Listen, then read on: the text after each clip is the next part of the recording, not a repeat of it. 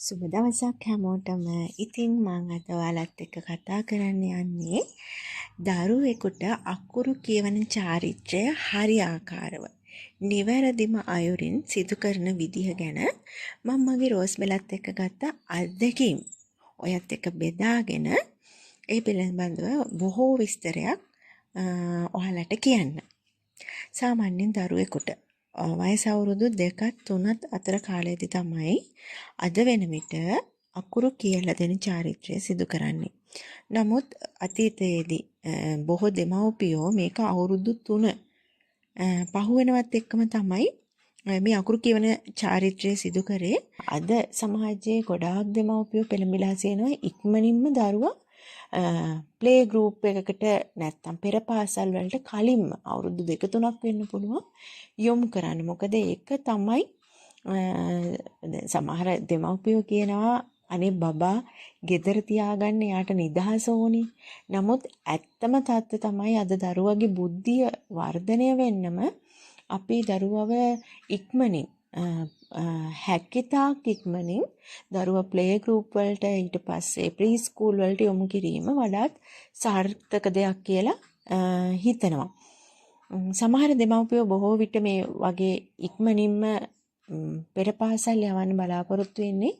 දැන් අම්මයි තාත්තයි දෙන්නම ගෙදර රැකියාවක් සඳහා යන කෙනෙක් නම් දරුවව හොඳම දේ තමයි ඩේ කෙයා එකකට දාලා ඊට පස්සේ ඒ හරහා ප්ලේ ගෲප් ප්‍රී ස්කූල් වලට යොමු කිරීම. ඉතින් මේ தත්ත්වය නිසා තමයි අද දරුවෙකුට අවුරුදු 2 ඉඳන්ම අකුරු කියවන චාරිත්‍රය සිදු කරන්නේ. ඉතින් මේ චාරිත්‍රය හිතුමනාපෙට සිදු කරන එකක් නම් නෙවෙයි. ඒ වෙනුවෙන් අනිවාර්යයෙන්ම නැකතක් බලලා ඔබේ දරුවාගේ වේලපත් කඩේ ජ්‍යොතිෂ වෛද්‍යයෙකුට දීලා එයා ඒ සම්බන්ධව අපිට දෙන තොරතුරුත් එක්ක ඒ කියන්නේ වෙලාව දවස එතකොට දිශාව මුලින්ම කියවන්න ඕනි අකුර වෙන්න පුළුවන් නම වෙන්න පුළුවන් වචන වෙන්න පුළුවන්. ඉතින් ඒවත් එක තමයි මේ චාරිත්‍රය දැන් සිදු කරන්නේ. ඉතින් මේ වෙනුවෙන් බොහෝ විට උදේ වරුවේ වෙලාවක් තමයි මේ සඳහා වෙන් කරගන්නේ. බොහෝ විට ඉතින් මම දන්න කියන ගොඩාක් අයගේ මේ චාරිත්‍ර සිදු කරේ බ්‍රහස්පතින්දා. ඉතින් මම ඔයාලා දන්නවා ඇති බ්‍රහස්පතින්දා කියන්නේ නැකත් දවසක් බොහෝ විට. ඉතින් මේ බ්‍රහස්පතින්දා දවස උදේවරුවේ තමයි මගේ රෝස්බෙලාගේ අකුරු කියවීමේ චාරිත්‍රය සිදු කරේ. ඉතින් මේ චාරිත්‍රය සමහර පැතිවල සමහර අය එක විදිහට කරනවා. ඒ කියන්නේ අඩු වැඩි වශයෙන් හෝ උදාහරණයක් ගත්තොත් සමහර පැතිවල මේ සඳහා භාවිතා කරන්නේ දෙවියන්ට පූජා කරන්න පළතුරු 5ක්. සමහර පැතිවල 7ක්. සමහර පැතිවල 10ක්. අන්නේ විදිහට පොඩි පොඩි වෙනස්කම් සිදු වෙනවා. නමුත් ඔබ මේ සම්බන්ධව දන්න වැඩිහිටියෙකුගෙන් හෝ ඒ වගේ තොරතුරු අරගෙන මේ වගේ චාරිත්‍රය නිවැරදිව සිදු කරොත් හොඳයි කියලා මම හිතනවා. නමුත් මොන පැතිවල සිදු කරත් මේ චාරිත්‍ර අත්‍යවශ්‍ය දේවල් කිහිපයක් මේ සඳහා සිදු කරනු ලබනවා.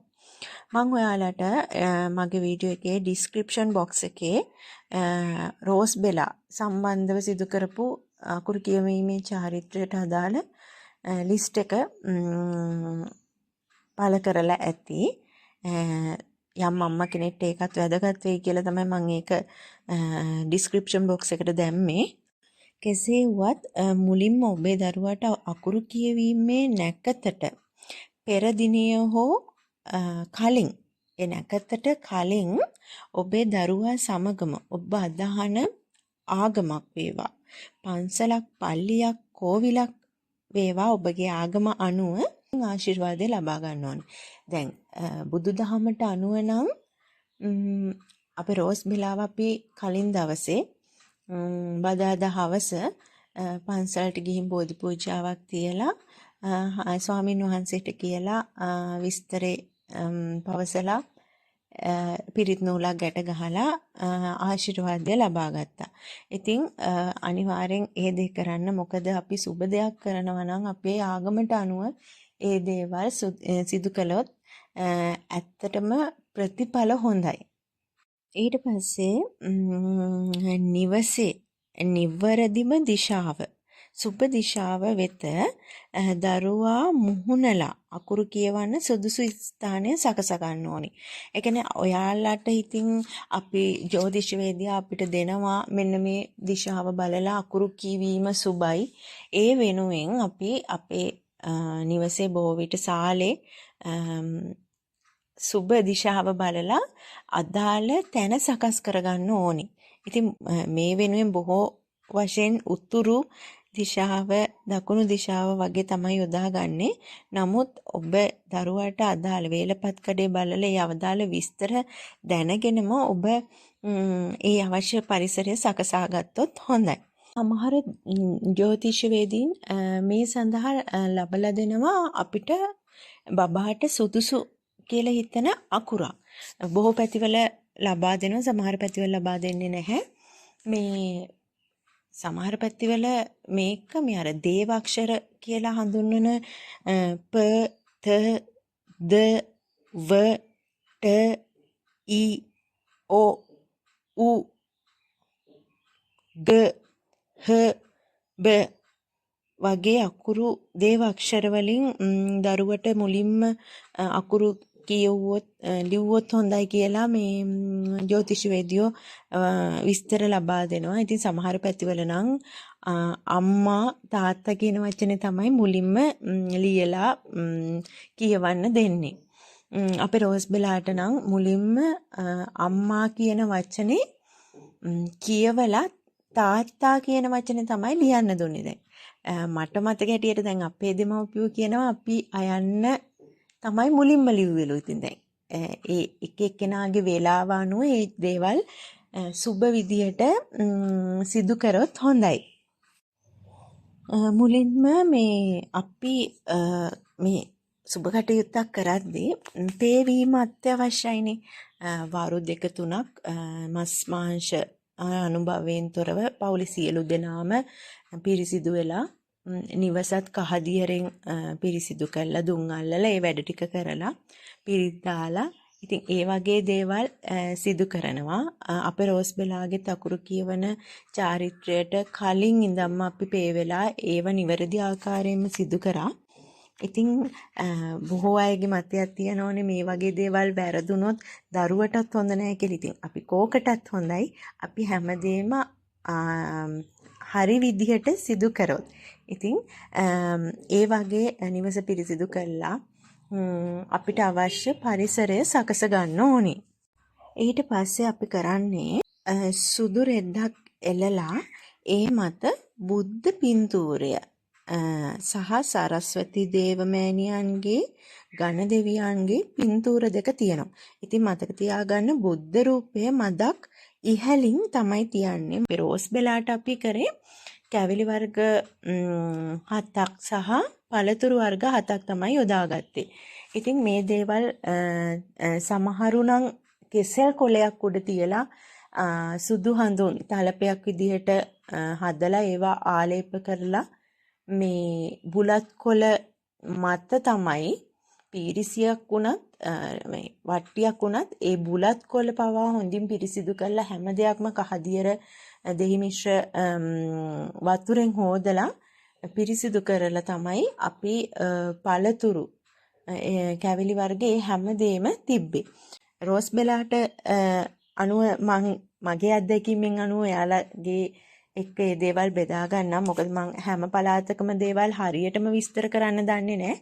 රෝස් බෙලාට නම් කරේ මුලින්ම බුදුද්ද පින්තූරේ ඉහළින්ම තියලා ඊට පස්සේ දේව පින්තූරේ තියලා තැඹිලි ගෙඩියක් සහ පොල් ගෙඩියක්. සමහරු පොල් ගෙඩි දෙකක් මේකට යොදා ගන්නවා. මොකද දේව පින්තූර දෙකට සමහරු එක පොල් ගෙඩියකුත් යොදා ගන්නවා. සමහරු පොල් යොදා ගන්නෙම නැහැ. පොල් ගෙඩිය මත කපුරු තියලා ඉතින් ඒක පත්තු කරලා ඒ සුවඳ දුම් දේව පින්තූරේ බුදුහාමුදුරුවන්ට මේ අල්ලලා අපේ දරු පැටියට එයාගේ අනාගතයේ ਸਰව අපකාරයෙන්ම සුබ අනාගතයකින් වැඩ කටයුතු අධ්‍යාපන කටයුතු නිරත වෙන්න ලැබේවා කියලා හිතලා පහන් පත්තු කරලා දරුවා අතින්ම මේ දේවල් සිදු කරා.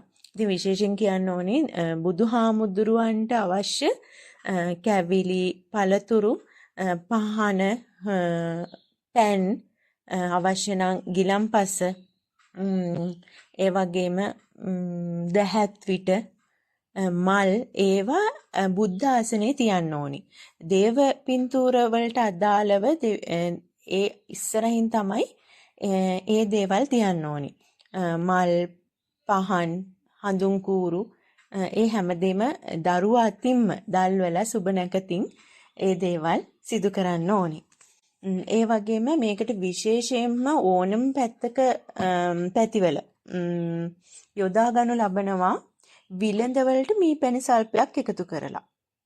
මම ගොඩාක් දන්නවා දැකලා තියෙනවා අහලා තියෙනවා මේ විලඳ කියන දේ වරදින්නේ නැහැ ඕනම පැත්තක තියෙනවා. ඒ වගේම මේ සඳහා තල මිශ්‍ර කැවිලි වර්ගයක් උඳු මිශ්‍ර කැවිලි වර්ගයක් ඒ වගේම මුං ඇට මිශ්‍ර කැවිලි වර්ගයක් අනිවාර්යයෙන්ම තියෙනවා කියලා මං අහලා තියෙනවා. මගේ රෝස් බෙලාගේ අකුරු කියවන එකටත් අපි මේ දේවල් ඒ විදිහටම සිදු කරා.